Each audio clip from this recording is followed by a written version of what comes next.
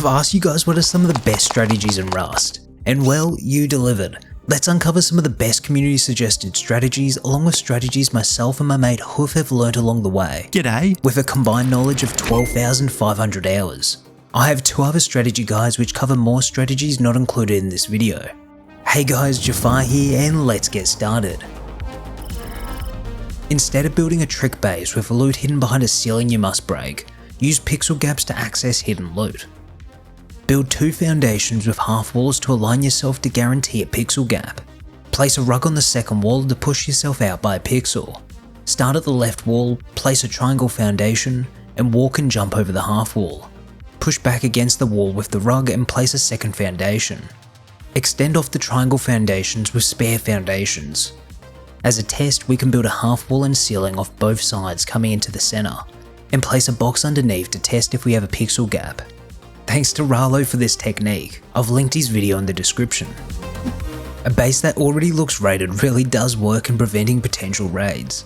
I've used this technique before and it's surprising how many people think it's a raided base, check for scraps, and just move on. You can add hanging walls and make the base look pretty ugly. You can now directly upgrade wooden external walls to high external stone walls with a hammer. This change lets you start on a compound early, without worrying about ruining it when you come to upgrade it to stone walls.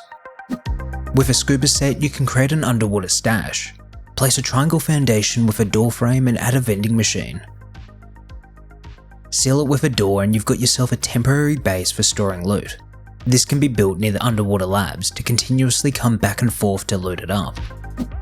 To prevent players from placing ladders on high external walls, you can attach large signs or electric deployables like siren lights.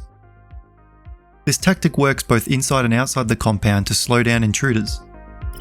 If you see a house by the ocean, the cheapest way to raid it is actually a submarine and some torpedoes. It's the most cost-effective explosive option, requiring only 1080 sulfur to get through a stone wall. Ever been shot at night and wondered how they saw you? It's likely your silhouette against the night sky. Stay low with a mountain or hill as your backdrop to become completely invisible. Large medkits on your hotbar can guarantee survival after being downed. They're often overlooked, but can save you in a raid or fight but won't protect against fall damage. Carry wooden barricades and syringes in consistent inventory slots. In a fight, syringes provide quick health and barricades give instant cover. Building muscle memory for these items can be life-saving. AI damage ignores standard armor protection. For every 30 projectile protection on armor, you get just 5% damage reduction from AI. For example, hazmat suits have a total of 30% projectile protection, so they offer a 5% reduction, while metal kits provide 25% AI protection, as all the pieces add up to 150 projectile protection. If a Chinook flies over your base and you've got a spare minicopter, fly directly into its nose. This will cause it to explode and drop its lock crate. Cave bucket holes are usually safe against people getting down, but shotgun incendiary rounds can let you ride the fireballs down without fall damage. Alternatively, use a motorbike to descend safely if incendiaries aren't available. Push bikes don't work however. When raiding with explosive ammo, aim for the foundations directly between the 2 structures to deal splash damage to both. Shooting the frame can be inconsistent, but the floor method is more reliable.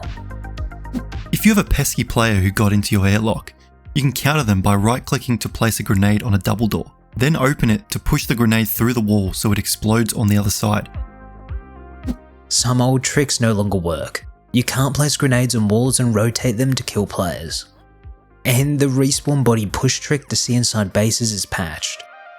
If you ever need to quickly stash loot, you can place a wooden box inside of a node. This can be useful if you think you're in danger and don't want to lose your farm.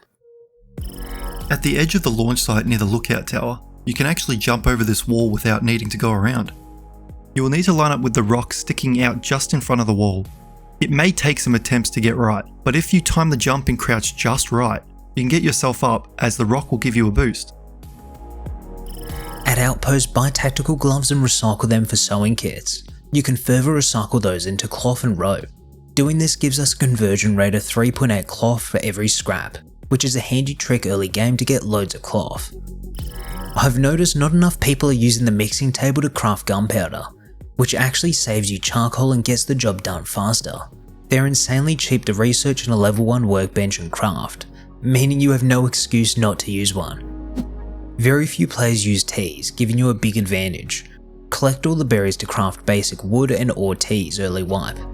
These let you get more farm and fortify your base quickly. You can also use these berries to craft health teas to gain an advantage in PvP fights. Early game missions are slept on. You can get yourself a quick metal hatchet from bandit camp by fetching a bottle for a mission.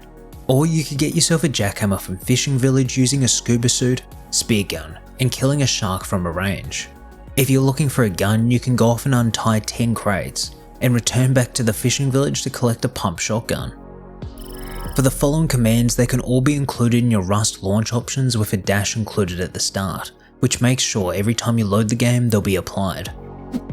Using this command, you can completely remove the black borders from when you zoom in with binoculars. You can speed up the head alt look return speed, reducing the time you spend doing an animation, or you could slow it down for some reason. After you destroy a structure, you typically have to wait a few seconds for the debris to disappear. However, applying this command will completely hide the debris, meaning you may be able to see the enemy before they can even see you.